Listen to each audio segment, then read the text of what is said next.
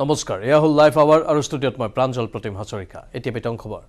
দুৰ্ভাগ্যই লগ এৰা নাই গুৱাহাটীৰ এটা সাংস্কৃতিক দলক কাজিৰঙাৰ পৰা বিহুৰ অনুষ্ঠান কৰি অহাৰ সময়ত ৰহাত দুৰ্ঘটনাৰ পৰা কথম্পি ৰক্ষা পৰিল দলটো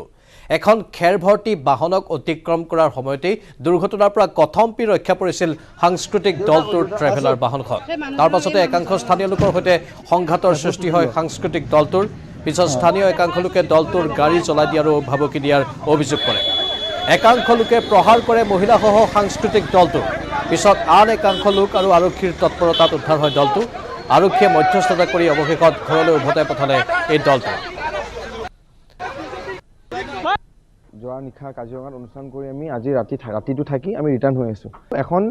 ফুল লোডেড খেৰৰ গাড়ী খেৰ আনি পেলাই উইদাউট কথা নাই বতৰা নাই একদম ডাইৰেক্ট ইণ্ডিকেটাৰ নামাৰাকৈ গাড়ীখন চাইড কাটি দিলে আমাৰ গাড়ীখন বাটত স্পীডত আছোঁ জেনুইনলি খুন্দাৰ পৰা লাগাৰ পৰা আমি বাচিলোঁ আমি তাৰপিছত গাড়ীখন ৰখাম বুলি অকণ স্পীডত আহি পেলাই ৰহা এইখিনি ডিমু চাৰিআলি ৰখালোঁ জাষ্ট বিকজ অফ তাতে মই মানুহ দেখিছিলোঁ নামি পেলাই প্ৰথম আমি ড্ৰাইভাৰৰ নামটো সুধিছোঁ তোৰ নামটো সি কৈছে কিবা বড়ো খুন্দাব সি নিজে স্বীকাৰ কৰিছে দাদা খুন্দাব আপোনালোকেও খুন্দালে হয় আমাৰো ভয় খাইছোঁ তাৰপিছত গোটেই চিধা হৈ গুচি গ'ল ইমান বেয়া লাগিছে এজন এক্স আৰ্মি তাৰে বয়সস্থ মিনিমাম 60+ এজ তেখেতে সূত্ৰপাতো গোটেইখিনি কৰিলে তাৰে ৰাইজৰ মাজত তেওঁলোকে ভাবিলে যে আমি কাজিয়া তাতে লাগিব গৈছোঁ 50 জনতকৈ অধিক ল'ৰা মোক বাদ দিয়ক ছোৱালীৰ গাত হাত দিছে কেইজনমানিয়ে গাড়ী জ্বলাম বুলি কৈছে মেনেজাৰক কোবাই এতিয়া সি মেডিকেলত আছে এতিয়া আমি ৰহা থানাত আছোঁ এইটো দুৰ্ভাগ্যজনক এইটো হ'ব নালাগিছিলে অতি দুৰ্ভাগ্যজনকভাৱে আজি প্ৰায় 5:30 মান বজাত আমাৰ অসম লোকবাদ্য যিটো আমাৰ শিল্পী সাংস্কৃতিক যিটো আমাৰ প্ৰতিধ্বনি যিটো গ্ৰুপ আমাৰ বাবাৰ নামটো চিৰঞ্জীৱ আমাৰ জনপ্ৰিয় শিল্পী আজি তেখেতসকলে আহিছিলে আহি পেলাই গাড়ী এখনৰ লগত অকণমান খেৰৰ গাড়ী এখনৰ লগত কিবা এটা হৈছিলে আমাৰ আৰক্ষী বিষয়াগৰাকীৰ পৰা এই কথাখিনি শুনাৰ লগে লগে মই তৎকালীনভাৱে আগবাঢ়ি আহিলোঁ আমাৰ স্থানীয় যিসকলৰ যুৱকৰ লগত এই বিষয়টো অলপ অৰি এটা ভুল বুজাবুজি হৈছে গোটেইখিনি আমাৰ নিজৰ ভাই ককাই ইতিমধ্যে আমাৰ যিটো ভুল বুজাবুজি হৈছিলে ইতিমধ্যে আমাৰ আৰক্ষী বিষয়াগৰাকীৰ উপস্থিতিত এইটো আমাৰ এটা ভাল এটা সুমীমাংসিতভাৱে বিষয়টো সমাধান হৈছে সকলোলৈকে মানে যদিও কিবা আছিলে মই নিজেও মানে ক্ষমা প্ৰাৰ্থী যে ৰহাৰ নিচিনা এটা ঐতিহ্যমণ্ডিত সাংস্কৃতিবান এডোখৰ জেগাত এনেকুৱা এটা দুৰ্ভাগ্যজনকভাৱে হোৱা ঘটনাটোৰ বাবে মই নিজেও বিধায়ক হিচাপে মই ক্ষমা প্ৰাৰ্থী মই ক্ষমা খুজিছোঁ দুৰ্ভাগ্যজনক ঘটনা বুলি বিধায়কে উল্লেখ কৰিছে সমান্তৰালভাৱে ৰহাৰ পৰা উভতি অহাৰ পথতেই আন এটা দুৰ্ভাগ্য হৈছে শিল্পী দলটোক আগুৰি ধৰিলে সোণাপুৰত তেওঁলোকৰ গাড়ী বেয়া হ'ল যাৰ বাবে এতিয়া সোণাপুৰতে আবদ্ধ হৈ আছে শিল্পীৰ দলটো আমাৰ সতীৰ্থ সাংবাদিক মৌচম বৈশ্যই তেওঁলোকৰ সৈতে অহৰহ যোগাযোগ কৰি আছে বৰ্তমান তেওঁ লাইভত আছে মৌচম পোনপটীয়া সম্প্ৰচাৰত আপোনাৰ কাষলৈ গৈছোঁ শিল্পীৰ দলটো যিহেতু আপোনাৰ সৈতেই আছে তেওঁলোকে সামগ্ৰিকভাৱে কথাখিনি কি কেনেধৰণে ক'ব বিচাৰিব বৰ্তমান তেওঁলোকৰ অৱস্থা কেনেকুৱা গাড়ী বেয়া হৈছিল ভাল কৰা হৈছেনে নাই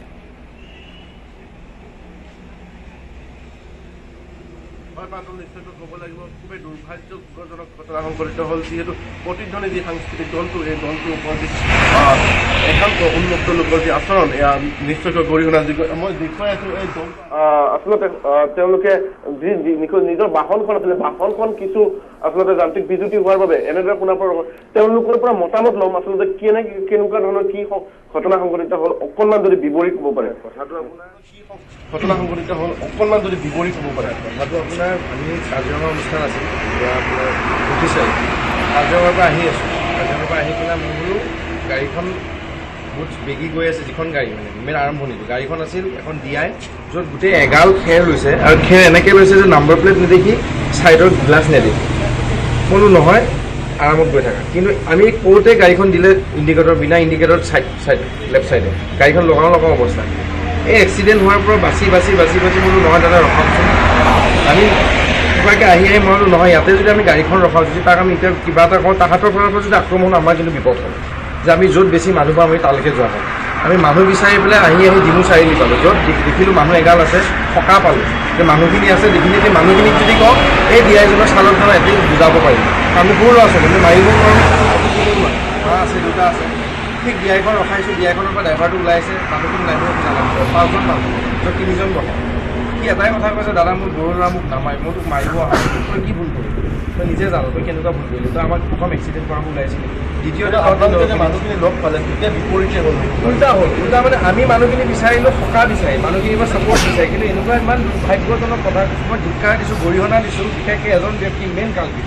সেইজন মই শুনা মতে কিমান সত্য নাজানো ডকমকাৰ ইনচিডেণ্ট ডকমকাত অভিদাৰ মিলাৰ যিটো ইনচিডেণ্ট হৈছিল সেইখন ডকমকাৰ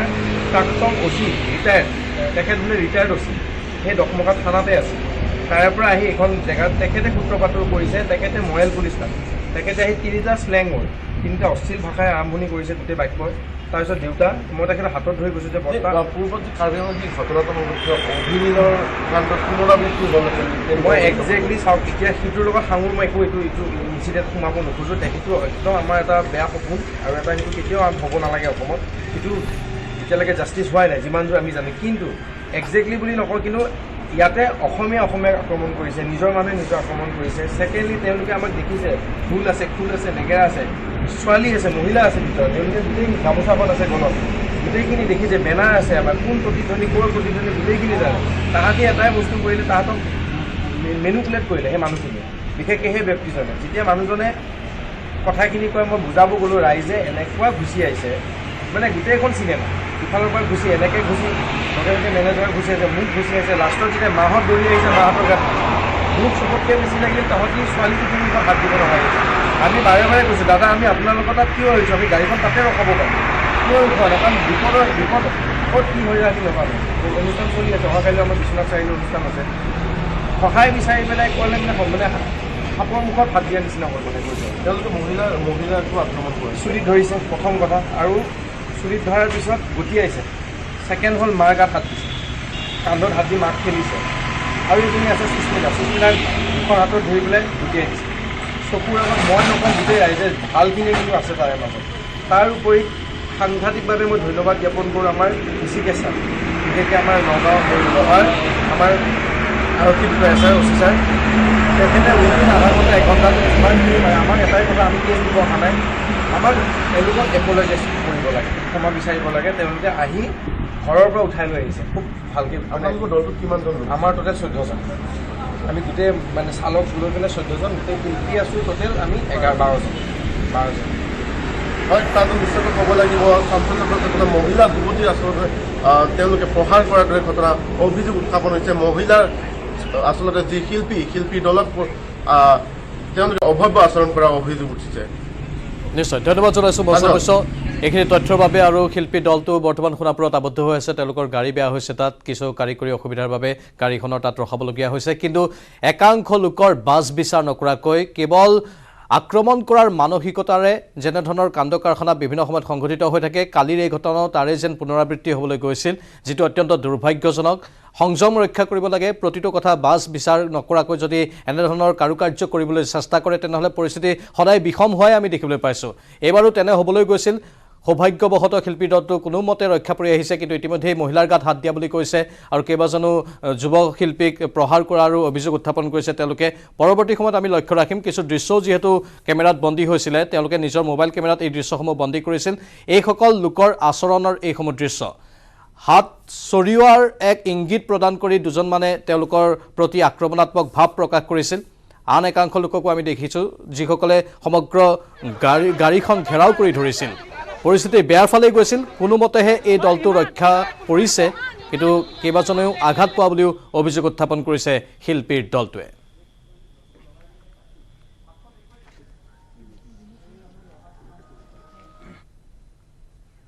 এবাৰ তিনিচুকীয়া জিলাত শান্তি শৃংখলা বৰ্তাই ৰখাৰ বাবে 144 ধাৰা জাৰি কৰিছে জিলা প্ৰশাসনে এতিয়াৰে পৰা জিলা প্ৰশাসনৰ অনুমতি অবিহনে 5 জনতকৈ অধিক লোক সমবেত হোৱা জিলা প্ৰশাসনৰ অনুমতি অবিহনে ৰাজহুৱা স্থানত সভা অনুষ্ঠিত কৰাৰ ক্ষেত্ৰত নিষেধাজ্ঞা আৰোপ কৰিছে প্ৰশাসনে ইফালে ৰাজহুৱা স্থানত উচ্চ স্বৰত মাইক বজোৱা ৰাজহুৱা স্থানত লাঠি অস্ত্ৰ লৈ থকা জোৰ সমদল বাহিৰ কৰা বলপূৰ্বক চান্দা সংগ্ৰহ কৰা আদিৰ ক্ষেত্ৰতো নিষেধাজ্ঞা জাৰি কৰিছে প্ৰশাসনে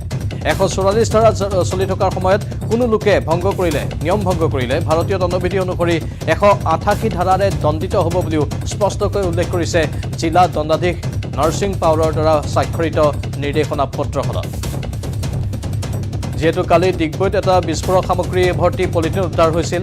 সেই বিস্ফোৰক সামগ্ৰী ভৰ্তি পলিথিনটো এটা দুৰ্গম অঞ্চলত স্থাপন কৰা হৈছিল অৱশ্যে সেই অঞ্চলেদি মানুহৰ অহা যোৱা চলি থাকে কাষতেই গাঁও আছিল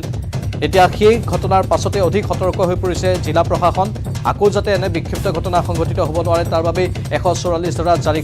কৰা হৈছে আমাৰ সতীৰ্থ সাংবাদিক উপাসনা আছে লাইভত। উপাসনা, পোনপটীয়া সম্প্ৰচাৰত গৈছোঁ, এই সন্দৰ্ভত অধিক জানিব বিচাৰিছোঁ।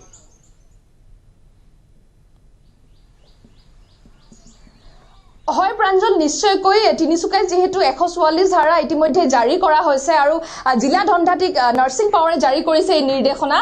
যিহেতু ক'ব লাগিব যিহেতু তিনিচুকীয়াত যিহেতু কিছু আইন শৃংখলা কাম যিটো হৈ থাকে কেতিয়াবা কেতিয়াবা, তাৰ বাবে প্ৰতিটো দিশ লক্ষ্য ৰাখি ইতিমধ্যে ক'ব লাগিব যে বিহুৰ বতৰত হ'লেও যিহেতু জিলা দণ্ডাধীশগৰাকী এই যি নিৰ্দেশনা যি দিছে সেয়াই ভাবি চিন্তি দিব লাগিব, কিয়নো তিনিচুকীয়া জিলাত যিহেতু যোৱাকালি ডিগবৈত আজি যি বোমা উদ্ধাৰ হোৱাৰ যি ঘটনা সংঘটিত হৈছে, বিস্ফোৰক সামগ্ৰী বুলি ইতিমধ্যে জানিব পৰা গৈছে। আজি সেই যি ঘটনাৰ যি সংক্ৰান্তত যি উত্তেজনা এতিয়ালৈকে অব্যাহত আছে মানুহৰ মাজত, বা ক'ব লাগিব যে সকলো এতিয়া বৰ্তমান চিন্তাত হৈ পৰিছে ডিগবৈবাসী ৰাইজ যে কি হ'ব। সেই দিশটো চোৱাৰ পিছতো যে জিলা দণ্ডাধীশে এই নিৰ্ণয় লৈছে বুলি ইতিমধ্যে অনুভৱ হৈছে সকলোৰে। আৰু যিহেতু ক'ব লাগিব প্ৰাঞ্জল, এই মুহূৰ্তত যিহেতু 144 ধাৰা জাৰি কৰা হৈছে সমগ্ৰ তিনিচুকীয়া জিলাত, আৰু এই মুহূৰ্তত যিহেতু কোনো ধৰণৰ বিহুৰ বতৰ যিটো ক'ব লাগিব, আৰু ক'ভিডৰ পিছত যিহেতু সকলোৱে এইবাৰ 2 বছৰ পিছত বিহু পাইছে, কিন্তু তাৰ মাজতো তিনিচুকীয়াত এই নিৰ্দেশনা দিয়া হৈছে। কিছু চিন্তা ধাৰা প্ৰতি কিছু দিশৰ প্ৰতি লক্ষ্য ৰাখি এই ধাৰা জাৰি কৰা হৈছে। যিটো ৰাজহুৱা স্থান ইতিমধ্যে কোনো মাস্ক নিপিন্ধাকে যাব নোৱাৰিব, তাৰ লগতে কোনো সভা সমিতি আয়োজন কৰিব নোৱাৰিব, 5 জনতকৈ অধিক লোক ক'তো সমাবেত হ'ব নোৱাৰিব, এই কিছু দিশ ইয়াত দেখা হৈছে। আৰু বলপূৰ্বকভাৱে যিহেতু চান্দা, যিটো মুখ্যমন্ত্ৰীয়ে বাৰ বাৰ কৈছে চান্দা তোলাত যিহেতু তেওঁ কিছু বাধা প্ৰয়োগ কৰিছে, সেই দিশটো ইয়াত চোৱা হৈছে। সকলো ইয়াত যিহেতু জিলা দণ্ডাধীশগৰাকী যিহেতু লিখিছে যে কৈছে যে তিনিচুকীয়া জিলাত যিহেতু বহুতো আইন ভংগ কৰি বহুতো কাম কৰা হয়, যিহেতু তাৰ প্ৰতি তিনিচুকীয়া জিলাত যিটো সকলো আমি যদি দিশটো যদি চাবলৈ যাওঁ তেনেহ'লে অসমত যিটো তিনিচুকীয়া জিলাত সকলোৰে মাজত যেন তিনিচুকীয়া এটা চেণ্টাৰ পইণ্ট হৈ পৰিছে এতিয়াই আমি দেখিবলৈ পাইছোঁ। কিন্তু সেই দিশটো লক্ষ্য ৰাখি আজি 144 ধাৰা জাৰি কৰিবলৈ জিলা দণ্ডাধীশগৰাকী যে তেওঁ যেন বাধ্য হৈ পৰিছে। আৰু যিটো ক'ব লাগিব যোৱাকালি যি ডিগবৈৰ যি ঘটনা, সেই ঘটনাই বৰ্তমান সকলোৰে মনত যিটো চাঞ্চল্য সৃষ্টি কৰিছে, আৰু সেই চাঞ্চল্য এতিয়ালৈকে বৰ্তমান অব্যাহত আছে সকলোৰে মনত। আৰু আজি কি হয় সেয়াই বৰ্তমান লক্ষণীয় হ'ব, যিটো সেনা বাহিনী তাত দিয়া হৈছে। আমাৰ সতীৰ্থ সাংবাদিক ৰীৰা কাকতি গগৈ তাত উপস্থিত আছে, তেওঁ দেখাব সমগ্ৰ দৃশ্য। কিন্তু তিনিচুকীয়া জিলাত বিশেষকৈ ক'ব লাগিব যিহেতু ৰাতি বিহুৰকৈ ধৰি যিটো মৰাণ জনগোষ্ঠী, তাৰ লগতে মটক জনগোষ্ঠী, সকলো জনগোষ্ঠীৰ লোক বসবাস কৰিছে তিনিচুকীয়া জিলাখনত। যিটো বিহু সকলোৰে বেলেগ বেলেগকৈ ইয়াত আয়োজন কৰা হয়, আৰু তাৰ মাজতে দেখা যায় কিছু আইন শৃংখলা কাম কিছুমান হৈ পৰে। তাৰ প্ৰতি লক্ষ্য ৰাখি আজি জিলা দণ্ডাধীশগৰাকী এই নিৰ্ণয় লৈছে। তেওঁ ক'ব লাগিব যিটো 144 ধাৰা জাৰি কৰা হৈছে তিনিচুকীয়া জিলাত, যাতে কোনো ধৰণৰ আইন শৃংখলা যাতে কাম নহয়, সকলোৱে যাতে শান্তি সমৃদ্ধি বজাই ৰখাৰ বাবে আজি এই নিৰ্ণয় লৈছে বুলি ইতিমধ্যে জানিব পৰা গৈছে। প্ৰাঞ্জল, হয়তো আমি উপাসনা এটা কথা ক'ব পাৰোঁ যে কিবা ইনপুট এটা পাইছে যে এনেধৰণৰ কিবা অশান্তিকৰ পৰিস্থিতি বা বিক্ষিপ্ত ঘটনা সংঘটিত হ'ব পাৰে, চোৰাংচোৱাৰ পৰা হয়তো কিবা ধৰণৰ তথ্য আহিব পাৰে, যাৰ বাবে হয়তো হঠাৎ জিলা প্ৰশাসন সৰব হৈ পৰিছে। এফালে ডিগবৈত কালি বিস্ফোৰক উদ্ধাৰ হৈছে, সমান্তৰালভাৱে এতিয়া উচ্চস্বৰত মাইক বজোৱা নিষিদ্ধ কৰা হৈছে, 5 জনতকৈ অধিক লোক সমবেত হোৱাত নিষিদ্ধ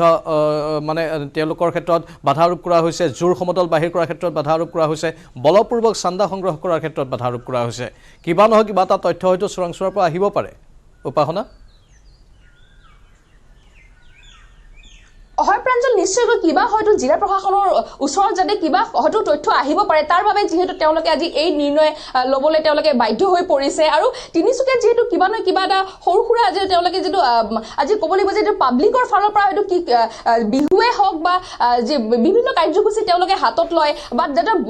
বহুতো লোক হাজাৰ হাজাৰ লোক ওলাই আহি আইন শৃংখলা এটা মানে ভংগ কৰাৰ যি পৰিৱেশ তিনিচুকীয়াত প্ৰায় হৈ পৰে, হয়তো সেয়া দিশটো লক্ষ্য ৰাখিও আজি এই নিৰ্ণয় লোৱা হৈছে বুলি জানিব পৰা গৈছে। আৰু বলপূৰ্বকভাৱে চান্দা যিহেতু তিনিচুকীয়াত যিহেতু কিছু ক্ষেত্ৰত যিহেতু লোৱা আমি দেখিবলৈ পোৱা গৈছে, আৰু যে আৰক্ষীৰ হাতত বহুতো তথ্য থাকে, তাৰ বাবে এই বস্তুটো এই দিশটোও চোৱা হৈছে। তাৰ লগতে যিহেতু মাস্ক নিপিন্ধাকৈ এতিয়ালৈকে যিটো কৰোণাৰ যি ভয়াৱহতা এতিয়ালৈকে যোৱা নাই, তাৰ বাবে দেখা গৈছে তিনিচুকীয়াত যিহেতু এতিয়াও যিটো কৰোণাৰ এটা পেচেণ্ট ওলাই আছে, তাৰ বাবে দেখা গৈছে মাস্ক নিপিন্ধাকৈ সকলোৱে আজি সহজত ঘূৰি ফুৰিছে। সেইটো লক্ষ্য ৰখা হৈছে যে মাস্ক নিপিন্ধাকৈ কোনো যাতে আহিব নোৱাৰে। আৰু যিকোনো ক্ষেত্ৰত দেখা গৈছে তিনিচুকীয়াত হয়তো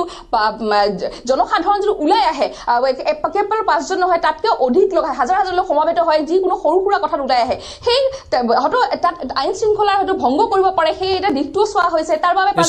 হয়তো কিবা আশংকা আছে আশংকাৰ কথা চিন্তা কৰি হয়তো চোৰাংচোৱাৰ পৰা বিশেষ তথ্য লাভ কৰি জিলা প্ৰশাসনে হঠাৎ 144 ধাৰা জাৰি কৰিছে এয়া তিনিচুকীয়া জিলাৰ খবৰ আমি জনাইছো শান্তি শৃংখলা বৰ্তাই ৰখাৰ বাবে 144 ধাৰা জাৰি কৰা হৈছে জিলা প্ৰশাসনৰ তৰফৰ পৰা এতিয়াৰে পৰা জিলা প্ৰশাসনৰ অনুমতি অবিহনে 5 জনতকৈ অধিক লোক সমবেত হোৱা জিলা প্ৰশাসনৰ অনুমতি অবিহনে ৰাজহুৱা স্থানত সভা অনুষ্ঠিত কৰাৰ ক্ষেত্ৰত নিষেধাজ্ঞা আৰোপ কৰিছে প্ৰশাসনে ইফালে ৰাজহুৱা স্থানত উচ্চ স্বৰত মাইক বজোৱা ৰাজহুৱা স্থানত লাঠি অস্ত্ৰ লৈ থকা জোৰ সমতল বাহিৰ কৰা বলপূৰ্বক চান্দা সংগ্ৰহ কৰা আদিৰ ক্ষেত্ৰতো নিষেধাজ্ঞা জাৰি কৰিছে ধন্যবাদ জনাইছো আপোনাক এইখিনি তথ্যৰ বাবে পৰৱৰ্তী সময়ত আমি পুনৰ যোগাযোগ স্থাপন কৰিম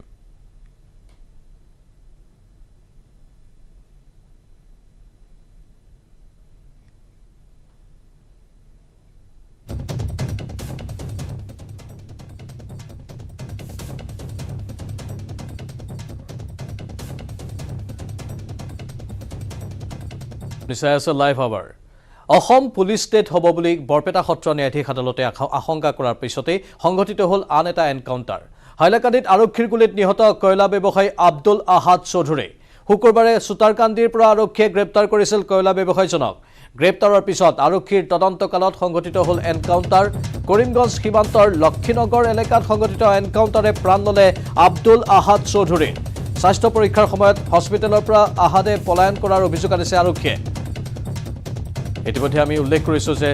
বৰপেটা সত্ৰ ন্যায়াধীশৰ আদালতে কি সন্দেহ প্ৰকাশ কৰিছে কালিয়ে আমি বাতৰি সম্প্ৰচাৰ কৰিছিলোঁ সন্দেহ প্ৰকাশ অনুসৰি পুলিচে যিসমূহ কাণ্ড কাৰখানা শেহতীয়াভাৱে কৰি আছে এনকাউণ্টাৰৰ নামত সেয়া সন্দেহজনক আৰু এনেধৰণৰ ঘটনা পৰিঘটনাসমূহৰ সময়ত সদায় আৰক্ষীয়ে বডি কেমেৰা ব্যৱহাৰ কৰিব লাগে আৰু আন কেমেৰা ব্যৱহাৰ কৰিব লাগে যাতে তথ্য প্ৰমাণসমূহ মজুত থাকে কিন্তু সেয়া নকৰি আৰক্ষীয়ে নিজাববীয়াকৈ যিসমূহ তদন্ত প্ৰক্ৰিয়া চলাই আছে যাৰ কোনো সাক্ষ্য প্ৰমাণ নাথাকে বিশেষ কোনো তথ্যও নাথাকেগৈ সেইবোৰক লৈ এতিয়া আদালতে সন্দেহ প্ৰকাশ কৰিছে আৰু তাৰ মাজতেই আন এক এনকাউণ্টাৰৰ ঘটনা সংঘটিত হ'ল হাইলাকান্দিত আৰক্ষীৰ গুলীত নিহত হ'ল কয়লা ব্যৱসায়ী আব্দুল আহাদ চৌধুৰী শুকুৰবাৰে সুতাৰকান্দিৰ পৰা আৰক্ষীয়ে গ্ৰেপ্তাৰ কৰিছিল কয়লা ব্যৱসায়ীজনক গ্ৰেপ্তাৰৰ পিছত আৰক্ষীৰ তদন্তকালত সংঘটিত হ'ল এই এনকাউণ্টাৰ কৰিমগঞ্জ সীমান্তৰ লক্ষীনগৰ এলেকাত সংঘটিত এনকাউণ্টাৰে প্ৰাণ ল'লে আব্দুল আহাদ চৌধুৰী নামৰ ব্যৱসায়ীগৰাকীৰ স্বাস্থ্য পৰীক্ষাৰ সময়তে হস্পিটেলৰ পৰা আহাদে পলায়ন কৰাৰ অভিযোগ আনিছে আৰক্ষীয়ে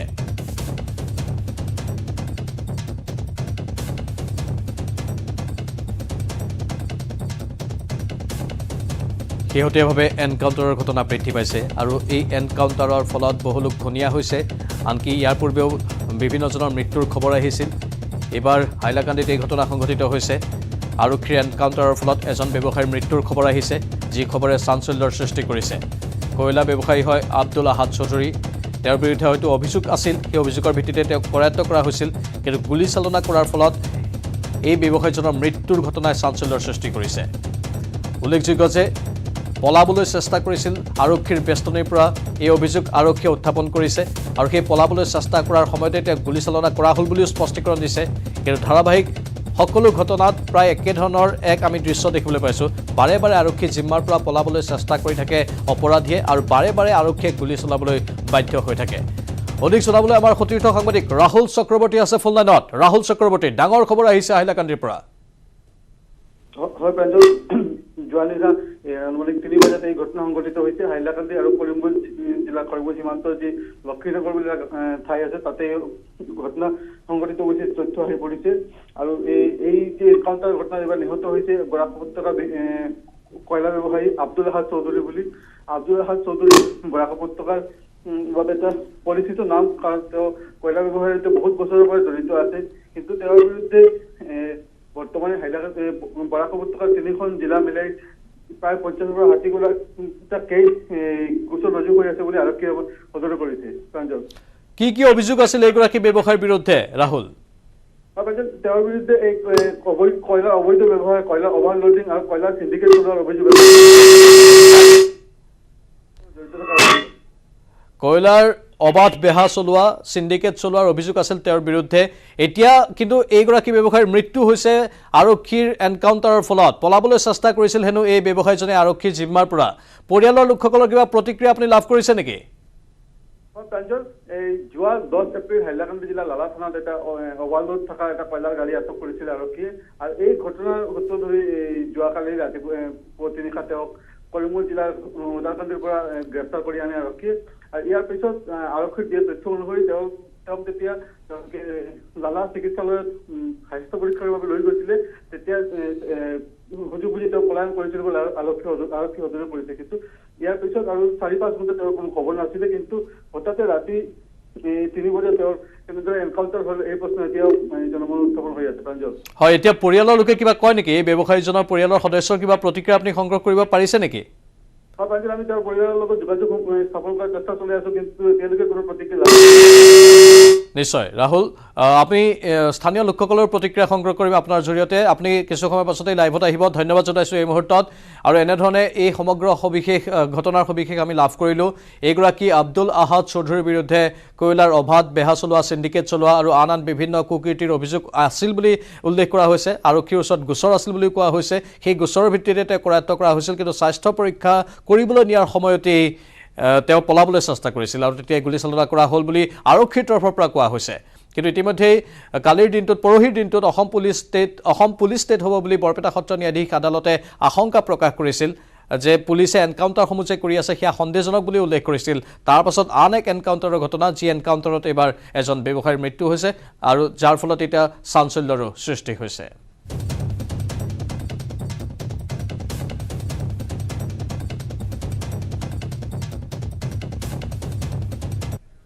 বাতৰিত পুনৰ সময় হৈছে চমু বাণিজ্যিক বিৰতিৰ।